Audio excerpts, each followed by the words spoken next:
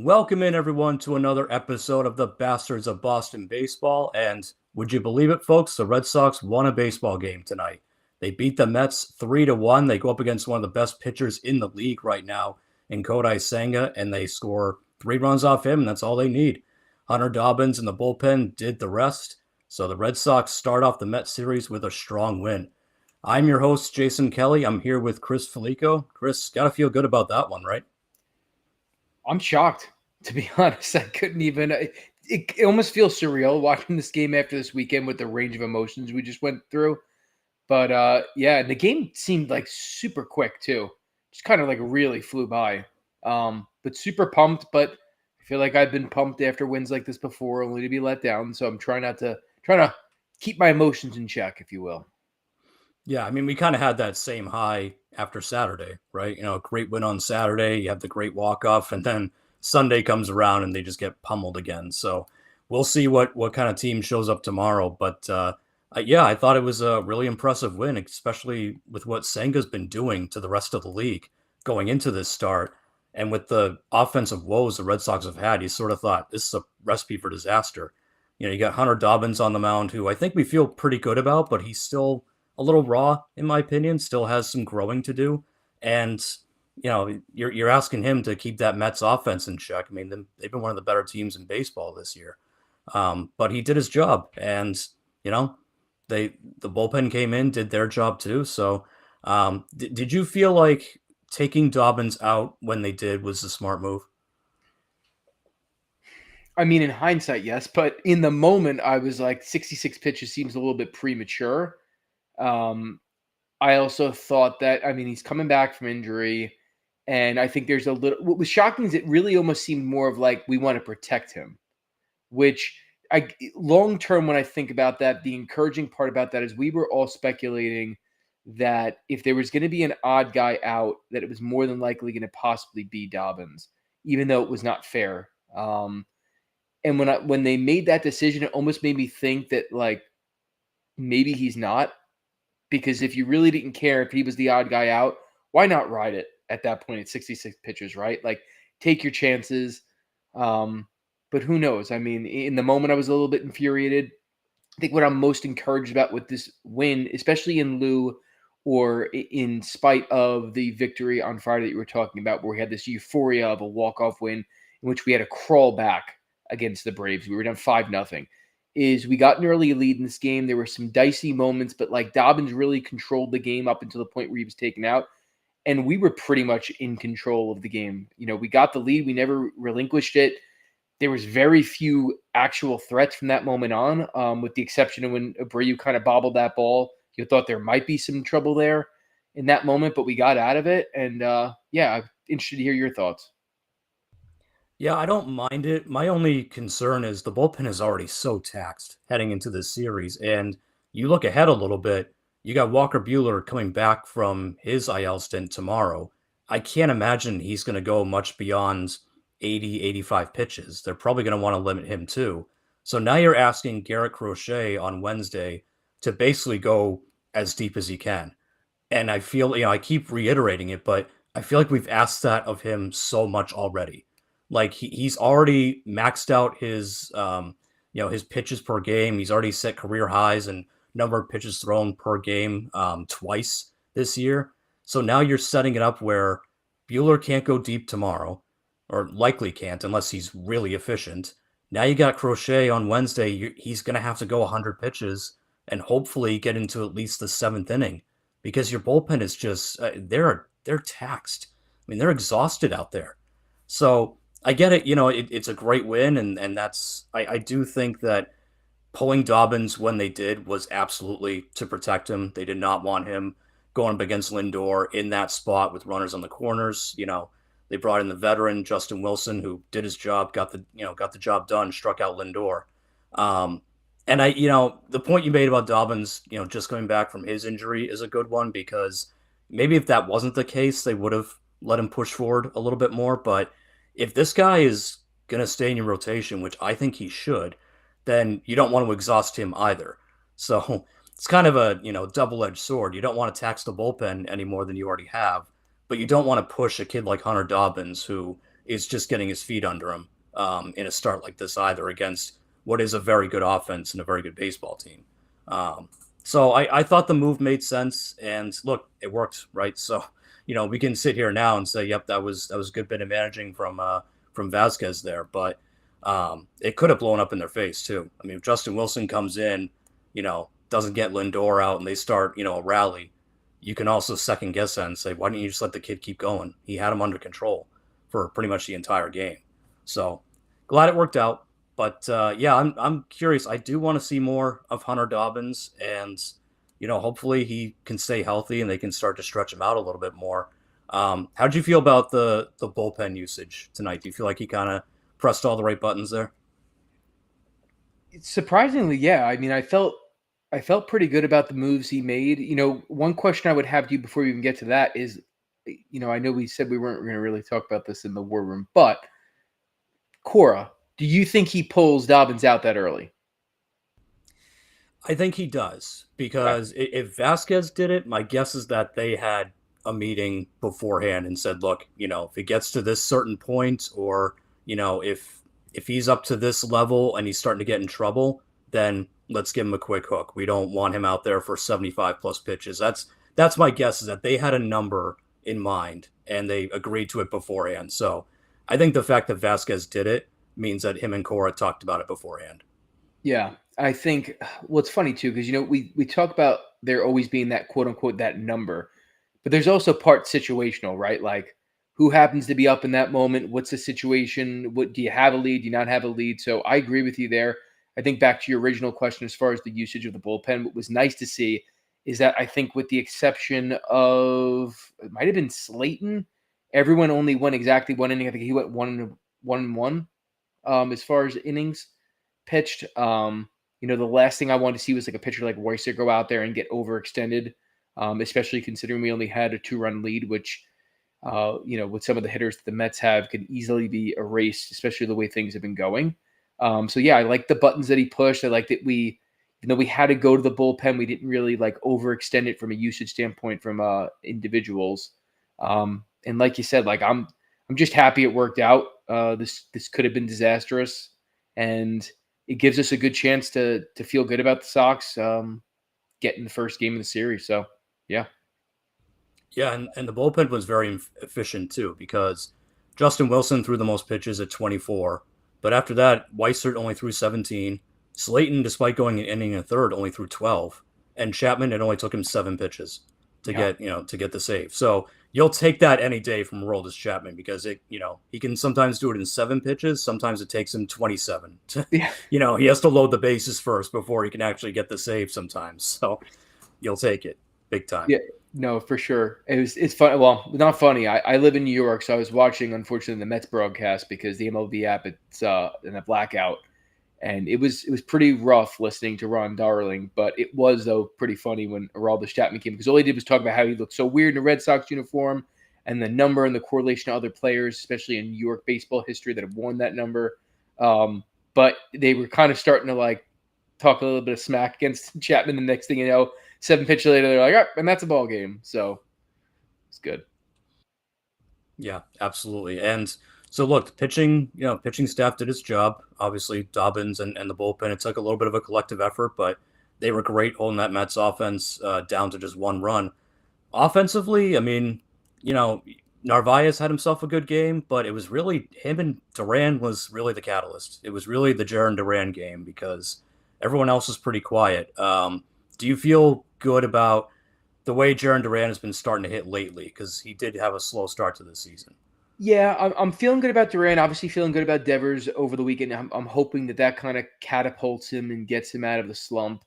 But I do feel good about Duran. I do. I am still worried about the lineup. To your point, Senga has kind of been doing this to all of Major League Baseball to this point, especially recently. If the Sox were, hitting even at average going into this, I probably wouldn't be as concerned. But like this has been the story of the Sox offense for quite some time now. I mean, I know Bregman had an RBI, but like he didn't have too many impressive at bats. Abreu, I think, only had one hit. Story somehow found an RBI on a hit, but I mean, I don't expect that to really catapult him. But everyone else was pretty quiet. Um, so I think it's going to be interesting to see like with the rest of the Mets pitching staff because I mean it could be had. Do they kind of start to feast here? Because I thought coming out of that Brave series where they at least hitting it and being able to put up a decent amount of runs, we were going to be in a better situation. But we'll see. Yeah, Trevor Story somehow eking out that one hit to get the RBI. Like, that was the biggest miracle of all because going in, him, especially the way he's been going against Senga, that is such a mismatch of epic proportions. But yeah, I mean that's when you know you're kind of getting some good luck too, right? A guy like Trevor Story who just keeps striking out. I think I forget exactly what it was, but they said he's 11 for his last 89 or something. Like, it's been really bad lately.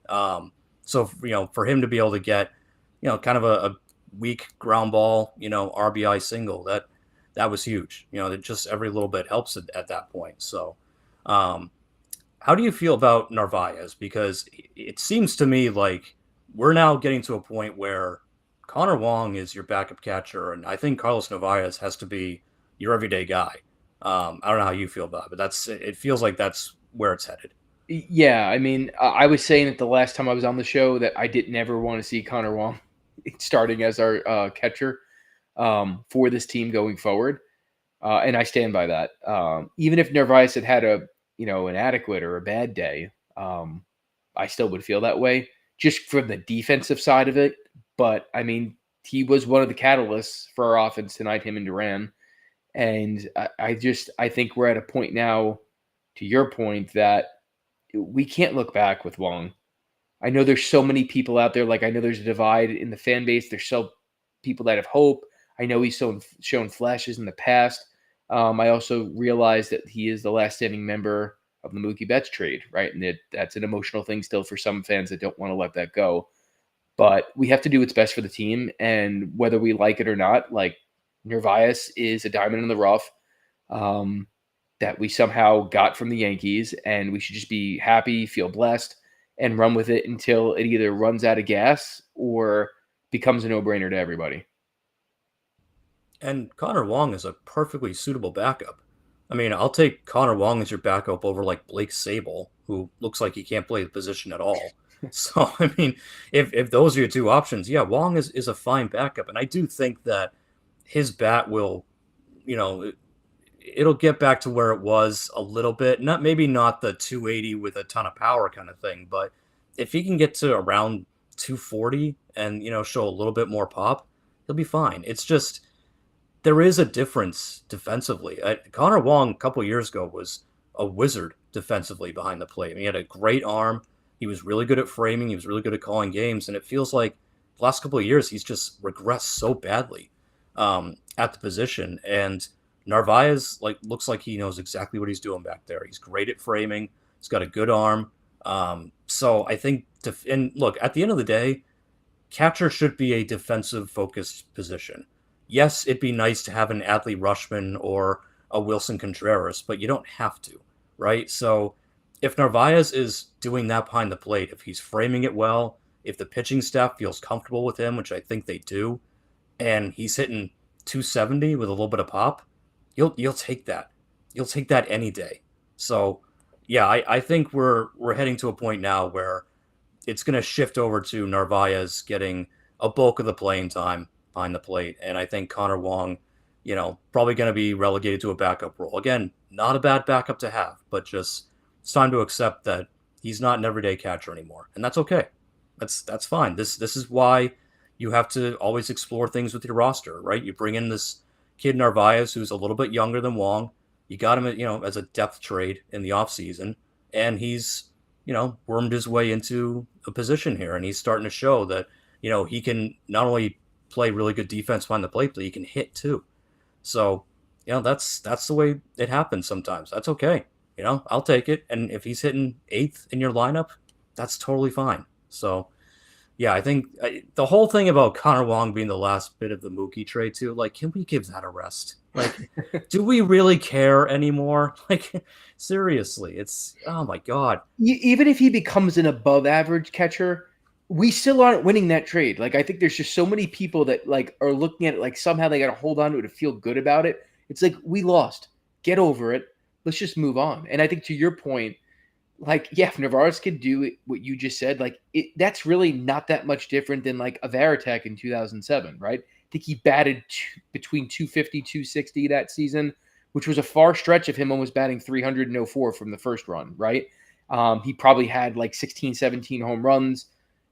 Like that's suitable. We won in 2013 with like, I don't, was it Ross? Was it catcher? Yes, yeah. Can't even It was remember. And I David mean, Ross here. Yeah, I believe that's right. Yeah. and it was like an aging Ross at that point. Wasn't even the best version of him. And Christian Vasquez in 2018, he was streaky, right? Like he'd run into a couple and he'd have his good games. He has a fair amount of bad games as well. Very rarely could throw anyone out at second base. We're fine with Navarro's at this point. Yeah, absolutely. He's completely fine back there, and I feel like, if the pitching staff is kind of conveying to everyone that, they like working with him a little bit more, which I'm sure they probably are, then that's ultimately going to dictate it anyway. So Yeah, at the end of the day, if a guy like Garrett Crochet says, you know what, he's a little bit better behind the plate, I feel more comfortable with him, then Narvaez will get more starts for sure. So I think it's there that way anyway.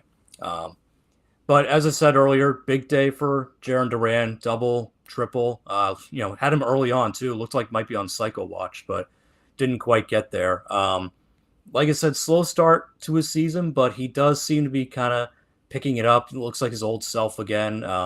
One of the plays today, ground ball to first. Alonso and Senga aren't communicating in terms of who's going to take it. So you have to flip it. And Duran is running 1,000 miles an hour down the yeah, first baseline, forces an error, eventually leads some runs. So like that's what he can do. Even a broken play, like his speed and just what he can affect. That's the Jaron Duran we're used to seeing. yeah. Um, the one thing I wanted to ask you is, so he's only got, is it 2 home runs still? Is he still stuck on two? Jaron Duran, yes. Okay. Do you worry about there being a big drop? I mean, he hit 21 last year, right? So are you worried about a big drop off in power with him? I mean, I don't know if I'm severely worried at this point, but like, yeah, it is a concern. I think, I was thinking about it from this point of view, and I'll kind of like flip the question here, right? Like, because a week ago we were talking about the possibility of like Roman Anthony's getting blocked by one of these guys coming up, right? And I think a lot of us were going where it was even Matt said it on the podcast when he came and visited us was like Jaron Duran's probably not as good of a baseball player as Roman Anthony at this point. And to block Roman Anthony, who's part of the future long term, doesn't make sense. And, the more I think about all the different things, I was on board with that statement, is Abreu. He's had a lot of miscues in the outfield. And another one came up, and a lot have not cost us. So they've kind of not been this glaring miscue. But nonetheless, we know when you're playing good teams, especially if God forbid we made the playoffs in big spots, like that will cost you. It's inevitable. And I think about the two of them because it really is going to come down to the two of them, of one of them blocking Roman Anthony. And for all the things you just said, Jaron Duran, even when he's down in power, even when he's down in batting average, like he still forces plays every time he hits the ball and makes contact. That's not a fly out, right? Like he forces them to have to make a good throw to the first baseman every single time. He forces you to pay attention to his base running. When he's sitting there at first base, is he going to steal second? Is he going to turn a single to double into a triple? And he's still athletic and he still makes, fantastic defensive catches in the outfield. Abreu can do some of those things. And yes, he shows more power, but he's just as streaky of a hitter. He doesn't actually make as much contact. He strikes out a heck of a lot more than Jaron Duran. And he doesn't force any of the other things when he's running the base pad, when he's going down the first base line. He doesn't force anyone to have to make the perfect throw to get him out from a timing perspective. I think maybe it's time for us to, yeah, we could be concerned about certain things with Jaron Duran's game, especially in spite of last year's season, which was a breakout year for him. But I think it's time that we turn the page and we start maybe putting a little bit of a closer lens on Abreu because he's essentially now blocking Roman Anthony. What are your thoughts? Yeah, so the reason I brought up Duran's power numbers because look, everyone wants Roman Anthony up with the big league club. I do too, right? Everyone wants him up here. And I feel like fans and probably members of the Red Sox organization are looking for any excuse to find someone to pluck out of that lineup to put Roman Anthony in. And we talked with Matt McCarthy about Jaron Duran and like how his age does work against him because right now he's primarily a speed guy. And once you hit 31, 32, that speed's going to start to diminish. It's not going to go away completely, but is he going to be wreaking havoc on a ground ball to first base the way that he did tonight? No. I mean, those days don't last forever unless there's only a handful of players that did it late into their 30s. So unless he's going to be Kenny Lofton 2.0 or Ricky Henderson, it's not likely going to continue once he starts to get more into his 30s. So at that point, if the power goes away too and the legs start to fade, then all of a sudden Jaron Duran becomes a much less valuable player out there. And that's the perfect reason to bring in a guy like Roman Anthony who has all those tools and maybe more. Um, but your point about Abreu is a good one because that bobble tonight, I mean, he's lucky it didn't cost them more than Yeah. it did. And you're right, he's had a bunch of those this year. And I know he won a Gold Glove last year. He absolutely deserved it. But I said this on another show. He does have some Hunter Renfroe in him a little bit. Like he's got some of those moments where he bobbles a ball, or it gets under his glove and it leads to an inside the park home run. Even some of his throws, he's got a cannon for an arm, but there are times where his throws it's like 5 miles the wrong direction. Well, It's it's like Hunter Renfroe. He one time he dot yeah, someone from literally the wall out at home plate. The other one he's thrown and hitting someone in the other field. So yeah, um, I think I agree with you. I'm looking at it with the Duran versus Abreu is very much this season, and even more to your point in the next 2 to 3 years, because I think yes, long term Abreu probably makes more sense in with the whole Roman Anthony and blocking and long term Jaron Duran's intangibles not being there in 4 years. However, I think in 4 years, there's a lot that changes with this team, right? Like, yes, the kids, Christian Campbell, Roman Anthony, and Marcelo Mayer, yeah, they'll still be a part of the equation. They'll still be on rookie contracts. However, some of our aging stars are now on the twilight of contracts. We have some stars like a Bregman's probably not even here. Crochet now is 4 years further down into that contract, pending he has no other injuries or anything like that. We don't know what that's going to look like. So I very much look at it like if there's a window, I'm taking my chance in the next 4 years with Jaron Duran than Abreu, just based off of all those other things. yeah. And it feels like the organization probably agrees with you because it's been Willie Abreu's name that's come up in trade rumors, not so much Jaron Duran. There was like one sliver of a rumor over the winter that involved Duran, but it was quickly squashed. So Yeah. whoever's leaking this stuff to the Rosenthals and the Jeff Passons is using Abreu's name, not Duran. So I think the organization agrees with you. I mean, Cora still doesn't fully trust Abreu against lefties. Yeah. So Well, that's something he at the beginning of the year he said Casas and Abreu are both going to play against lefties, and then yeah. immediately started benching them. So if the coach doesn't believe in him to hit both sides, then you got to believe the organization probably agrees. Yeah, I would agree with that. I think the other thing too that we don't often mention enough is the fact that Cora and others in the organization high up believe that Duran has the intangibles from a leadership perspective and the culture, and which like we diminish and kind of poo poo as a fan base, but I mean we're kind of void of culture and leadership since Bogey left, right? Like we all wanted it to be Devers. It's clearly not Devers. That's why Bregman's here. But it's like I also kind of find it very not disingenuous, but it's very tough for me to as a pill to swallow when you bring in these guys and like day one they've never been a part of your team and they're going to be the leader. Meanwhile, you have a clubhouse full of people that have been here for either a half a decade or the last couple of years. So I do think Duran seems to be the more vocal person out of the two of him and Abreu. I don't see Abreu reminds me more of like a Devers, just goes about doing his job, his business. He's super emotional, wants to win, but doesn't necessarily want to carry the torch of a leader. And that's a factor we just haven't really considered.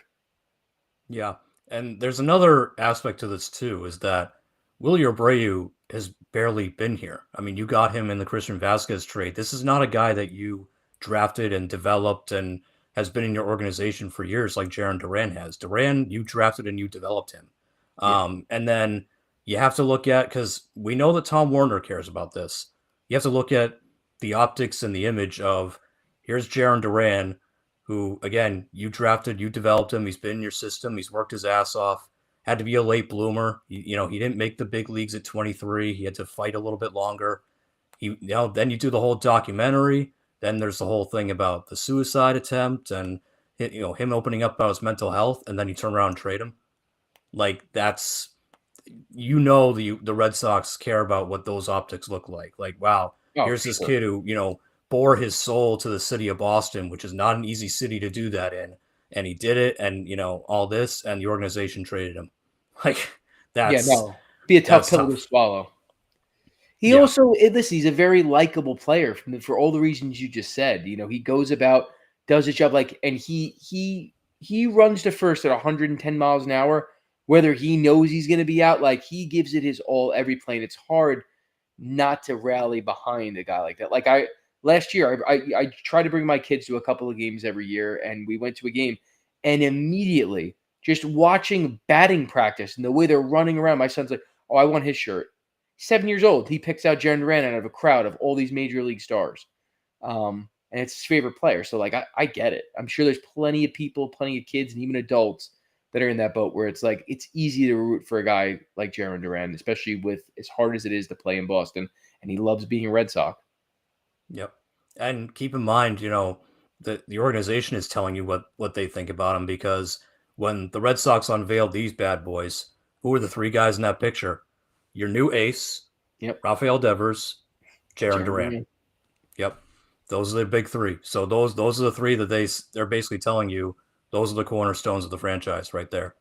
So yeah, I think you're dead on. I think that even though maybe logically it makes more sense to trade Duran to free up room, I feel like it's going to be Willier that is going to be the one sent out if that ends up happening. But we'll see, because Roman Anthony is still languishing in AAA, dominating that level, in every single game, and just not getting the call up yet. So who knows when that's going to happen.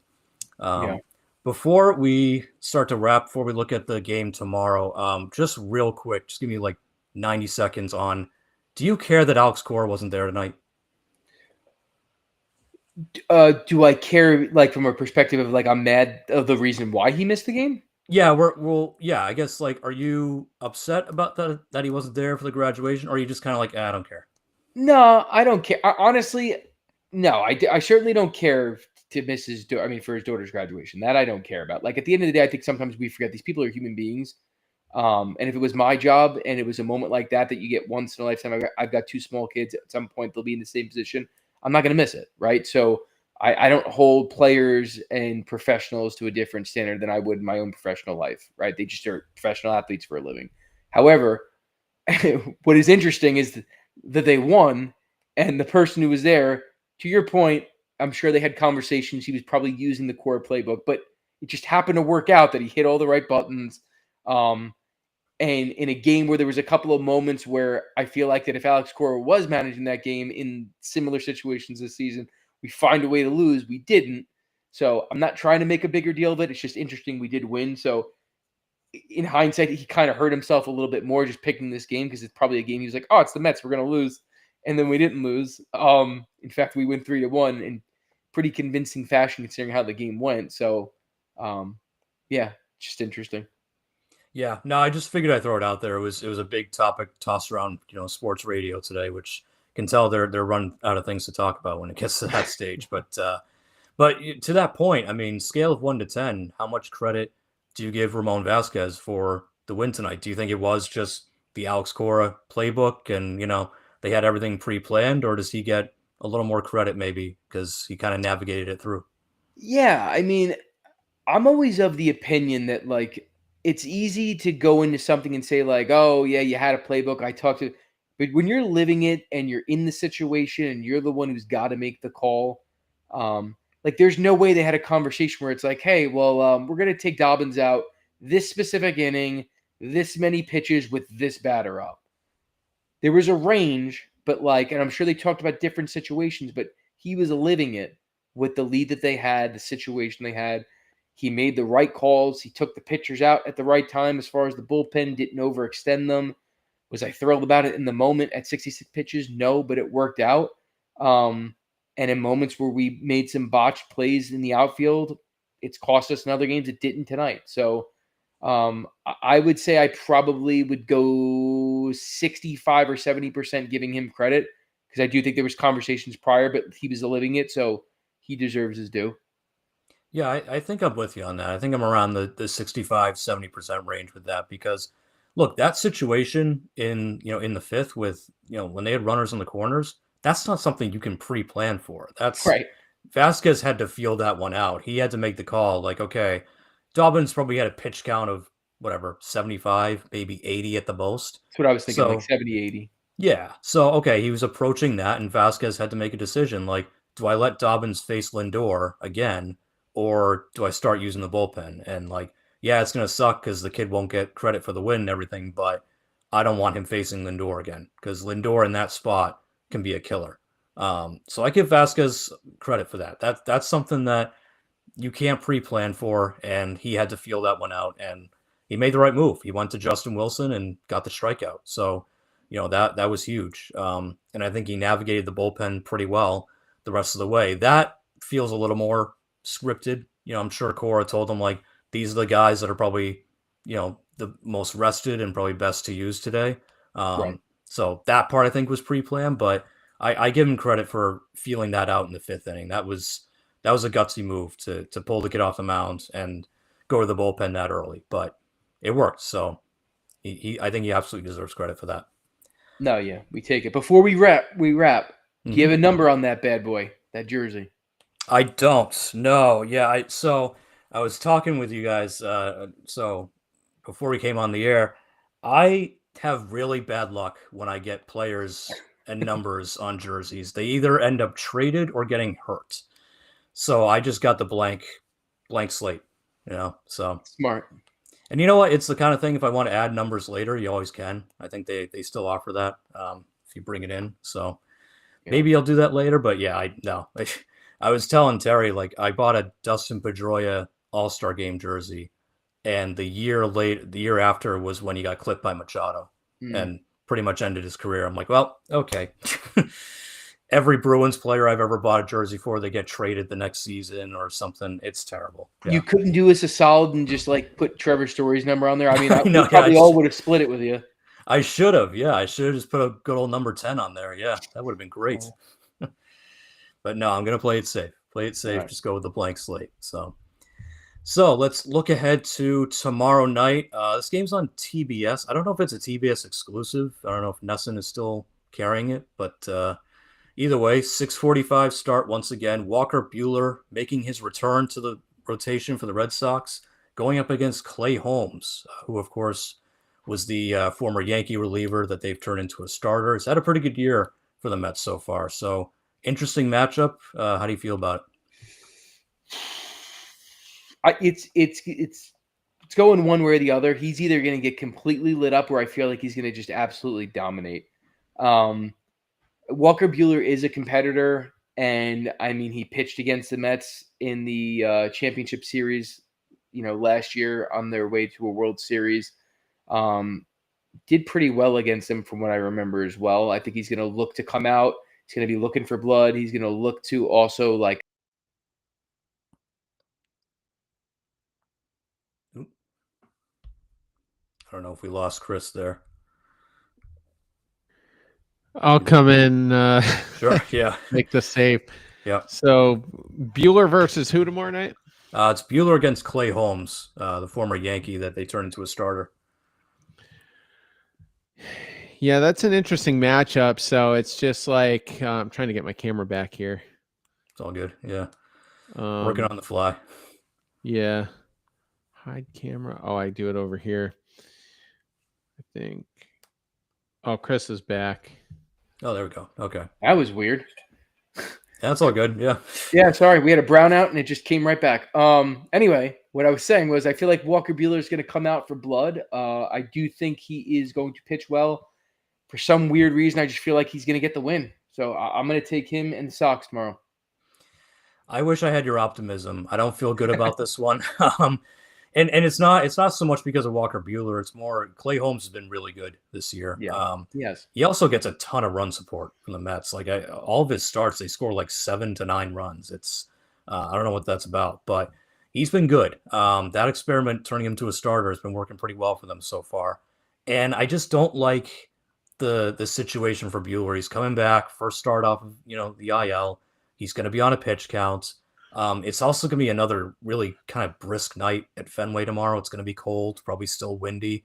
So we know this team doesn't like that. They're going to be all bundled up in their scarves and their, gloves and all that. So they won't be happy about having to play in that weather. So I just feel like Clay Holmes is going to go out there and shove. And I think Buehler will be okay, but I think the Mets offense is going to wake up a little bit and probably score a few more runs, obviously, than they did tonight. So I got the Mets winning tomorrow, unfortunately. It'll be really fun if just unexpectedly Bueller is efficient, like you said earlier in the show, Jason. And I mean, this team needs a pick me up, and Duran's been doing it. Dobbins just, I don't know. The dude's just touched. I still don't know who he is, what he is, but he gives you a chance, and the team seems to rally behind him. And, if Walker Buehler can go out there and make a statement after the struggles of Giolito, Bayo, and Houck, man, that would be really uplifting. So, yeah, 100%. And you could set up a sweep too, if you got Crochet going on Wednesday. And then you got the Baltimore series. If we're trying to talk ourselves back into it, but who knows? Yeah, no, it's true. A win tomorrow does set up the sweep, and then you got the lowly Orioles. Never thought I'd be saying that this year, the lowly Orioles, but that's kind of what they are right now. So, yeah, so it'd be a good start. So we'll see what happens, but either way, we'll be back after the game tomorrow night to break it all down. So everyone enjoy it. We'll talk to you later. Take care.